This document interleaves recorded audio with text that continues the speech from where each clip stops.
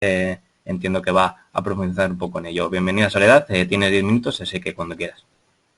Hola, muchas gracias, José. Y bueno, gracias también a la asociación por darme esta oportunidad de participar. Bueno, yo voy a hablar un poco de en qué se está moviendo a nivel de la Unión Europea, especialmente a nivel de la Comisión Europea, el debate futuro sobre el tema del medicamento, qué es lo que hay sobre la mesa y qué es lo que se está discutiendo, ¿no? Efectivamente, el tema de la pandemia ha reavivado el debate, pero un debate que ya empezó a reavivarse a raíz de la hepatitis en 2015 y dio lugar a que el Consejo, por primera vez en 2016, hablase de fallo del mercado farmacéutico y de la necesidad de un reequilibrio. El Parlamento Europeo también se posicionó en 2017 y, en definitiva, el debate se abrió. El COVID, desgraciadamente, pues lo que ha venido es a poner sobre la mesa que el debate está sin resolver, ¿no? Y de hecho, el anterior comisario de salud, en el último informe sobre el estado de salud de la Unión Europea del año 2019, introdujo por primera vez la necesidad de garantizar el acceso a los medicamentos por parte de la ciudadanía europea, un término que incluso daba hasta cierto repelús de utilizarlo en la Comisión Europea. Es decir, por primera vez se incluye la necesidad de garantizar el acceso.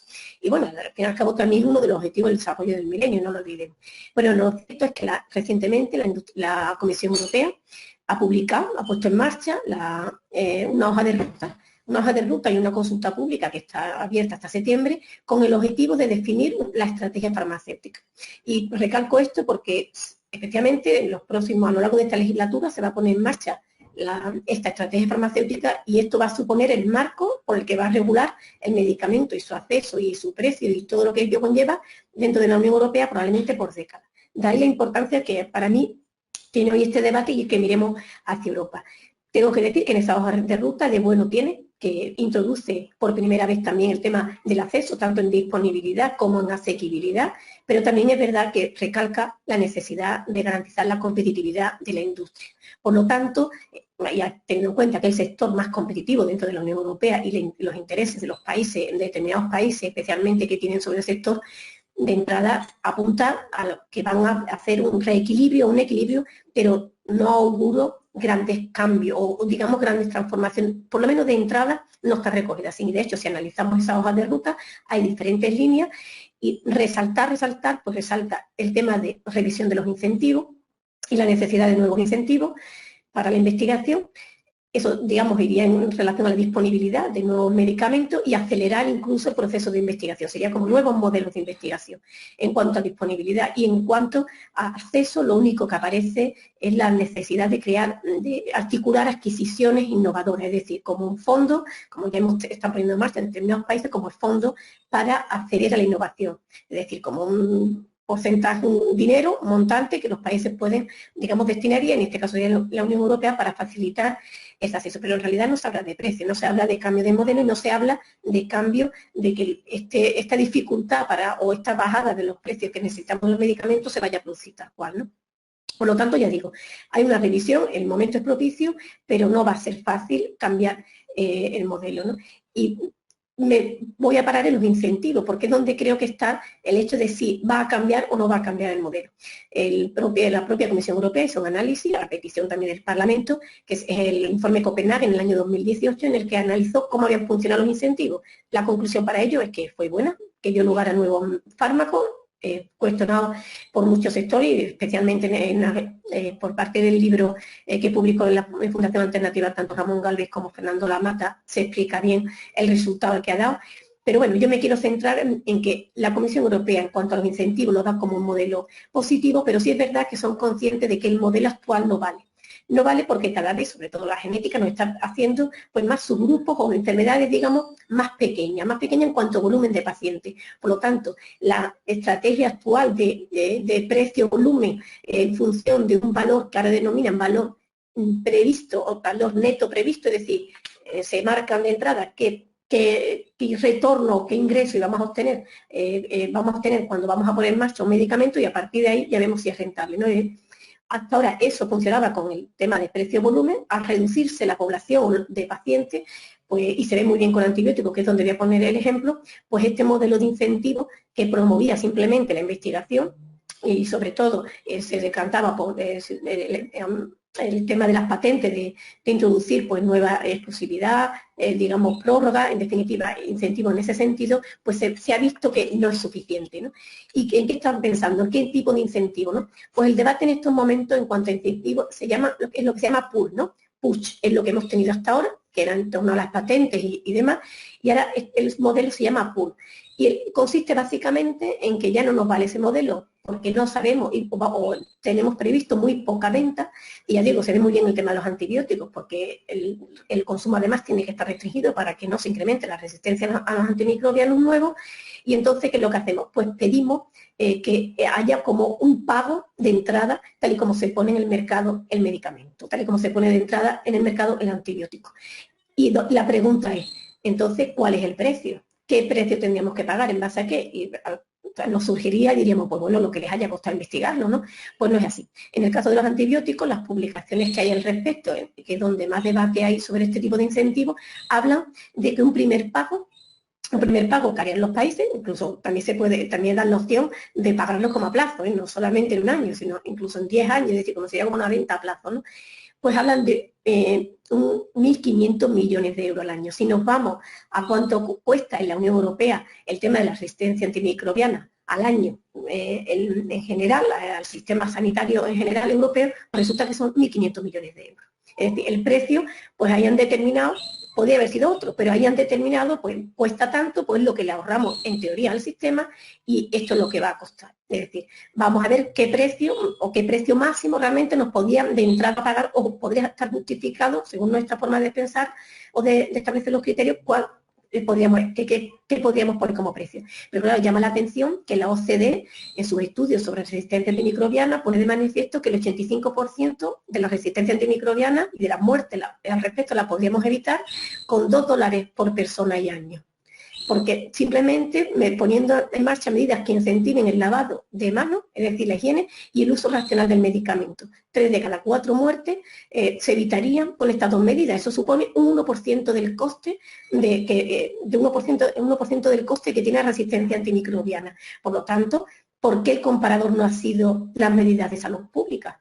Es decir, porque podría ser, una medida claramente coste efectiva con la que debería competir o al menos compararse un nuevo antibiótico, ¿no? En definitiva, parece que todo apunta a que la premisa, el punto de partida, va a seguir siendo el máximo retorno, el máximo precio posible, ¿no? Y bueno, y además, como digamos, desalentador o no, digamos, como afianzamiento que parece que va teniendo este modelo, que es de desligamiento al fin y al cabo, es que la FDA lo llama Licensing Model, es decir, modelo de licencia, y está ya en marcha, o está en estudio por la FDA en el Reino Unido, y en Suecia también está muy adelantado, incluso hay un cronograma que establece a partir de qué año. En el Reino Unido está previsto que en el año 2022 se pusiese en marcha. Por lo tanto, es un modelo que está afianzándose, y determinados países ya lo están poniendo en marcha, y sobre todo si viene de la FDA, es muy probable que la Unión Europea también cale. Y por último, decir, bueno, en la Unión Europea concretamente, pues mira, hay una acción conjunta que está financiada por la Horizonte 2020, por la Comisión Europea, en la que es como una plataforma de investigación, ¿no? y de pensamiento, ¿no? De reflexión al respecto, y en concreto sobre los nuevos incentivos, pues ponen 4 nuevos incentivos sobre la mesa. Uno primero que llaman exclusión general. Exclusión general significa que determinados productos como los antibióticos pues no entrarían en la valoración, los criterios por los que ahora se ponen los precios, sino que estableceríamos unos precios especiales. Eso se queda en el aire poco definido, pero como que lo valoraríamos de otra manera.